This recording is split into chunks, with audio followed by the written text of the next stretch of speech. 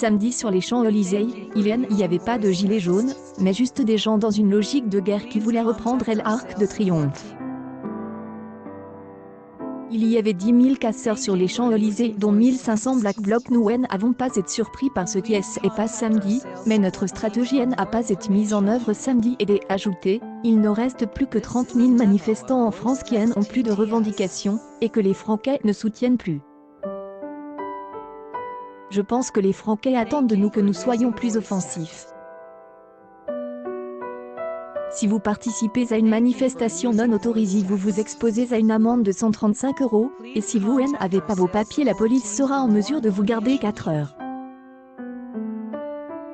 Le LBD est une arme de défense de nos policiers, de neutralisation de nos adversaires au moment où ils cassent. Éric Droy et Maxime Nickel seront signalés à un juge après leurs propos sur les événements de ce week-end. Ce sont des révolutionnaires des opérettes. Ils sont responsables de la casse, et doivent rembourser la casse sur leurs finances personnelles. Christophe Castanet indique qu'il n'a jamais songé à démissionner ce week-end. Manifestation casseur? Je pense que les Français attendent de nous que nous soyons plus offensifs. Christophe Castanet, ministre de l'Intérieur. Numéro 24 H Pujada LCI la 26 pic.tweet.com / 0 24 heures Pujada, 24 H Pujada, 18 mars 2019 Manifestation Gilets jaunes. Il y a eu 340 interpellations et la justice suit son cours. Alors qu'il est plus de 60 personnes ont déjà fait l'objet d'une condamnation judiciaire. Crise numéro 24 H Pujada LCI la 26 pic.tweet.com / WTWRMRG 24 heures Pujada, 24 H Pujada, March 18, 2019 16 des drones seront utilisés par les forces de l'ordre. Le Premier ministre s'exprime pour évoquer les mesures des consignes inappropriées et passées pour réduire l'usage des lanceurs de balles de défense. LBD a déploré aujourd'hui le Premier ministre, après les violences et pillages survenus sur les Champs-Élysées lors de l'acte 18 des Gilets jaunes. Édouard Philippe annonce le départ de Michel Delpech, le préfet de police. Son successeur sera nommé mercredi lors du Conseil des ministres, Didier Lallement, actuel préfet de la Nouvelle-Aquitaine. J.E. demande à l'agent judiciaire de l'État de rechercher systématiquement la responsabilité financière des fauteurs de troubles. Je sais que, même sous la pression, ils continuent de faire preuve de maîtrise et d'exemplarité. Attend que le pays tout entier se regroupe derrière eux. 16h03, le Premier ministre Édouard Philippe présentera les mesures de l'exécutif à 16h30 aujourd'hui, à Matignon. 13h58, le Premier ministre Édouard Philippe recevra demain après-midi la maire de Paris, Anne Hidalgo, qui avait demandé à le voir après les nombreux saccages survenus samedi, notamment sur les Champs-Élysées. 13h34, la réunion entre Emmanuel Macron, Édouard Philippe et plusieurs ministres vient de se terminer à l'Élysée. 11h48, le ministre de l'Intérieur, Christophe Castanet, accompagné du secrétaire d'État à l'Intérieur, est arrivé à l'Élysée pour la nouvelle réunion de crise. En 91 commerces ont été touchés sur les Champs-Élysées, mais nombreux sont ceux qui ont aussi été vandalisés dans le quartier des Grands Boulevards, dans le 9e et le 2e arrondissement. 140 commerces sont concernés pour ce week-end, a déclaré Olivia Polski, adjointe chargée du commerce à la mairie de Paris, sur BFM Paris. À noter que 10 kiosques à journaux ont également été incendiés. Le point sur ce que on sait sous le feu des critiques de l'opposition. L'exécutif se voit contraint d'annoncer des nouvelles mesures sécuritaires d'ampleur lundi pour pallier les dysfonctionnements apparus lors du saccage samedi des Champs-Élysées qui a relancé la crise des Gilets jaunes dont Emmanuel Macron voulait sortir par le grand débat.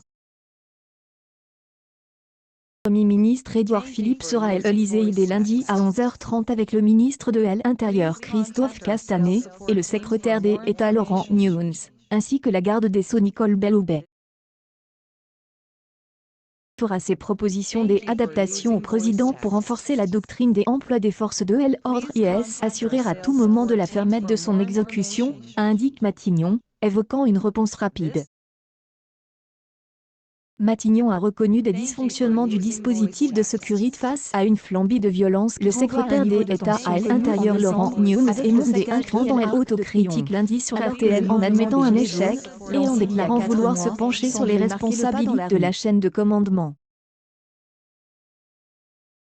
Declarations devrait relancer les spéculations sur un prochain départ du préfet de police, mais c'est le ministre de l'Intérieur et le président de la République qui sont directement mis en accusation par les républicains. Ordre public, dans la capitale. Dans un texte publié sur sa page Facebook, Laurent Wauquiez, président des LR, accuse le président Macron et Christophe Castaner, dont la crédibilité est maintenant gravement atteinte selon lui, d'avoir sous-estimé la violence et de ne pas avoir apporté de réponse à la hauteur de la crise.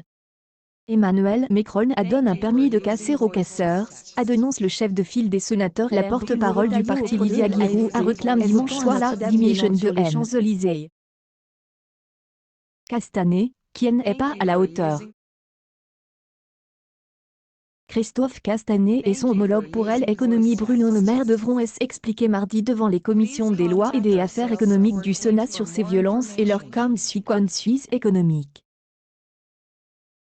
M.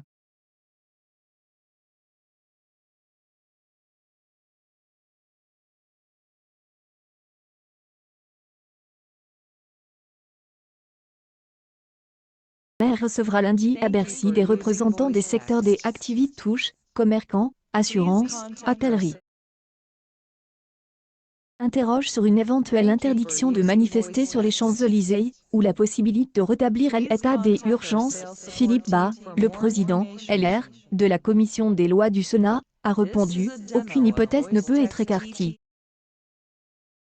Il faut interdire les manifestations de gilets jaunes dans toute la France pour éviter de nouvelles flambées de violence », a estimé Frédéric Péchonard, vice-président, LR, de la région francilienne en charge de la sécurité.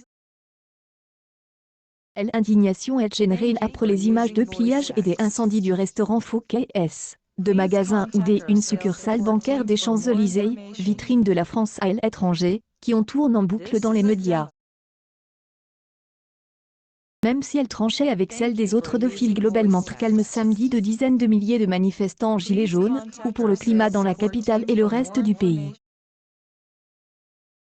Des violences dévastatrices pour l'image de l'exécutif, des autant que certains médias les juxtaposaient à celle du chef de l'État en week-end de ski à la Mongie, et à celle du ministre de l'Intérieur embrassant une jeune femme lors d'une soirée dans une discothèque parisienne la semaine précédente.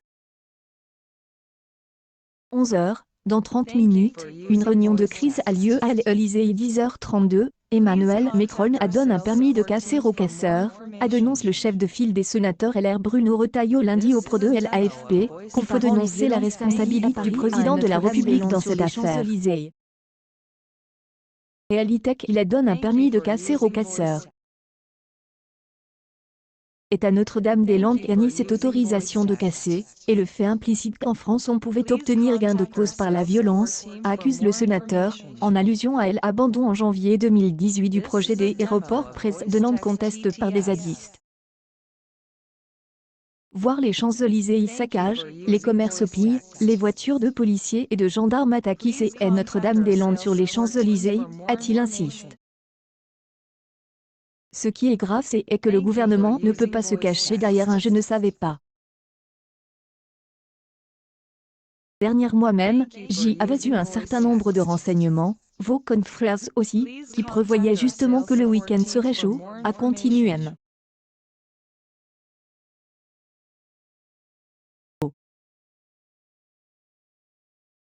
Le gouvernement est doublement coupable.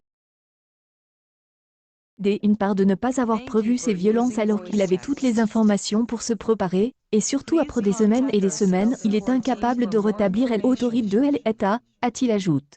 9h35, le secrétaire d'État à l'Intérieur a admis lundi un échec après les violences et pillages survenus sur les Champs-Élysées. Est-ce que c'est la chaîne de commandement qui a dysfonctionne? Est-ce que c'est le positionnement des forces?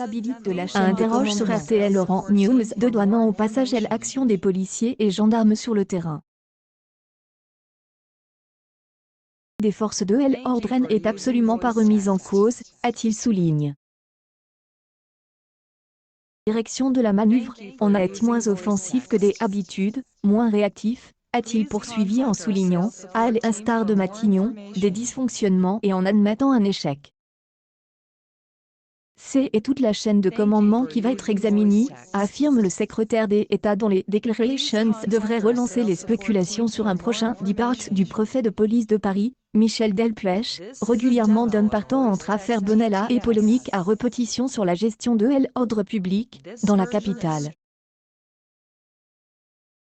Unissant des syndicats de police, le secrétaire d'État a suggéré que les polémiques sur les lanceurs de balles de défense, LBD, accusent d'avoir provoqué de graves blessures chez des manifestants. On relève un travail de SAP qui a pu provoquer une moindre utilisation de ces armes de force intermédiaire, samedi. 9h. Philippe Bas, le président, LR, de la commission des lois du Sénat, estime lundi qu'aucune hypothèse ne doit être écartée pour sortir de la routine de la violence, à la veille de l'audition de Christophe Castaner et de Bruno Le Maire.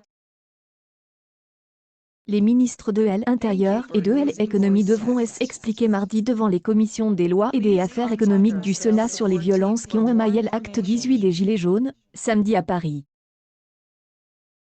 Nous voulons savoir ce qu'ils sont maintenant décidés à faire pour mettre fin à cette situation si répétitive, explique sur BFM TV le sénateur, dénonçant une espèce de routine des actes de vandalisme et de désordre en marge des manifestations des Gilets jaunes. Interroge sur une éventuelle interdiction de manifester sur les Champs-Élysées, ou la possibilité de rétablir l'état d'urgence, M.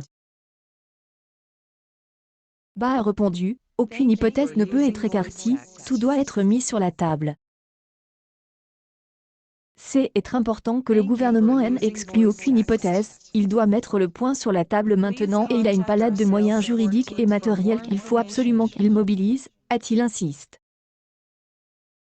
8h42, Laurent Wauquiez réclame à Emmanuel Macron et au gouvernement une fermette. Le chef de file des sénateurs LR Bruno Retailleau, auteur de la proposition de loi anti-casseurs initiale, a de son côté appelé dimanche soir dans un communiqué le chef de l'État, la majorité LREM et le gouvernement à cesser de tergiverser et à la mettre en œuvre rapidement. Un texte publié sur sa page Facebook. Laurent Wauquiez, président des Républicains, accuse pour ça par le président Macron la manque un cap clair, à l'image de leur attitude sur la loi anti-casseurs. On ne peut avoir un président qui la soutient un jour et qui le jour d'après saisit le Conseil constitutionnel. Réponse à la hauteur de la crise. Ce en même temps en matière régalienne a plus que montre ses limites. Il faut adopter la seule politique qui vaille maintenant, celle de la fermette à la hauteur de la violence, écrit M. Wauquiez. Le patron de LR interroge, pourquoi le président de la République refuse-t-il depuis le début d'interdire les manifestations quand il y a des craintes de menaces à l'ordre public, quand elles ne sont pas déclarées, ou quand elles ne respectent pas les itinéraires annoncés? Pourquoi le pouvoir ne prononce-t-il pas des assignations à résidence contre les éléments les plus violents pour les eux? Castaner, il y avait au moins 1500 casseurs à Paris? Note-t-il, en demandant que les groupuscules les plus violents qui constituent les noyaux durs des manifestations, les fameux Black Blocs, soient dissous. 6h29, le Premier ministre se rendra ce lundi matin à 11h30 à l'Élysée pour faire des propositions au chef de l'État. Il serait effectivement débouché dans la foulée par des annonces à la hauteur de la crise. Plus concrètement, il s'agirait, selon le Parisien, d'interdire des axes certains secteurs comme les Champs-Élysées, en les sanctuarisant.